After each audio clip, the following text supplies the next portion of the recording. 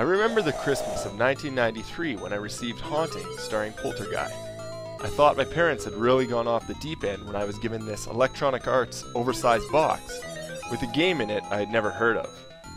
Being a very unique game with objectives never seen before, I'm glad that I stumbled upon this hidden gem, as it became one of my favorite Genesis games as a kid.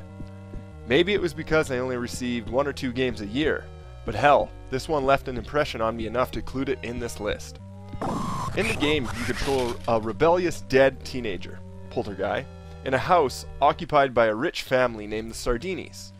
The game is in an isometric perspective, possibly the beginnings of The Sims, as the houses you haunt look like something you could buy for 250,000 simoleons.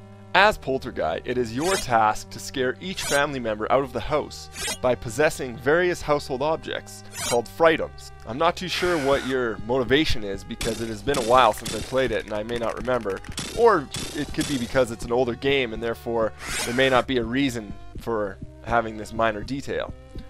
There are several different frightums you can possess by jumping into them. The blue frightums act as bear traps and pique the Sardini's interest, hopefully drawing them in near for a big scare right in their face. Orange frightums give you the ability to trigger it when the Sardinis are in position for a great payoff. Lastly, the green frightums give you the ability to control a once inanimate object, and use such items as chainsaws, computer mice, and statues to chase the family members out of the rooms and eventually out of the house. That leads me to the point of the game. The object of each level is to scare all 4 Sardinis out of the house, and in doing so you complete the level and move on to a bigger and better house comprised of a varied room layout and a plethora of new frightums. Each time you possess a part of the house, it drains your ectometer, conveniently placed at the bottom of the screen, and this acts as both your timer and health bar when in the real world.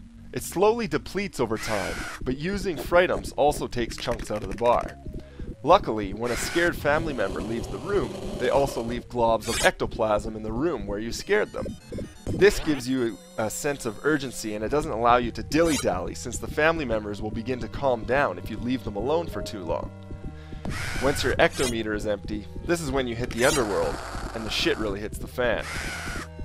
The underworld is the only way in the game to receive a game over, and is the only place that Polterguy can take damage. Your health in these stages is represented by a character portrait, and each time Polterguy sustains damage, the portrait shrinks until only the eyes remain. In the underworld, you have to collect all the drops of ectoplasm and follow the stage to find an exit. When you pick up a drop of ecto, another one will drop from the roof slowly and shrink after a short period of time. The dungeon is also the place where you will encounter many spells, and you can use these in the real world, and these drop from the roof similarly to the ectoplasm, but disappear much faster. Throughout the underworld level, there are various traps, such as grabbing arms and chasms opening in the floor, and yes, bats. Motherfucking bats. These guys are annoying. Once you're out of the underworld, you will warp back to the house and continue to haunt away. There are a couple things stopping you from going at your own leisurely pace, such as ecto-beasts and the blasted family dog, which looks almost too suspicious. The ecto-beasts are scattered around the house, and they are attracted to the ecto that appears after a family member has been chased out of the room. What they'll do is pick up your ecto and then try and stop you from getting to the other parts of the house. And they appear more frequently in the later levels to make it a little more challenging to pick up that tasty green ecto. The family dog is the only living creature in the game that can detect your presence in the house, and when the dog barks, your ectometer substantially drops, and the fear levels of any family members in the room will go down. Again, this is too powerful for an ugly chihuahua, so nerf the dog, please.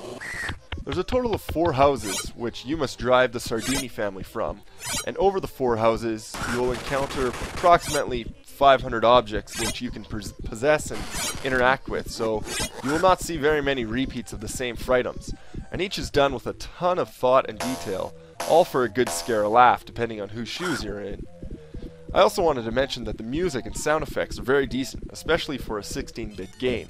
I really enjoyed the repeating tracks throughout the game, as they give Haunting some real charm. So why is Haunting on the list?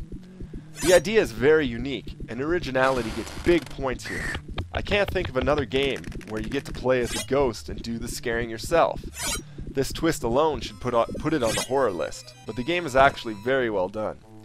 Although it received decent reviews, it is still a lesser known game, and it definitely deserves the exposure. When you look at it, Haunting is a charming game with some violent imagery and a very cartoony look to it, and it feels pretty damn good to be on the other end of the scares. Good thing they got Polterguy to star in this, as I couldn't recommend a better character. Who else could scare a yuppie family than a ghost of a punk teenager?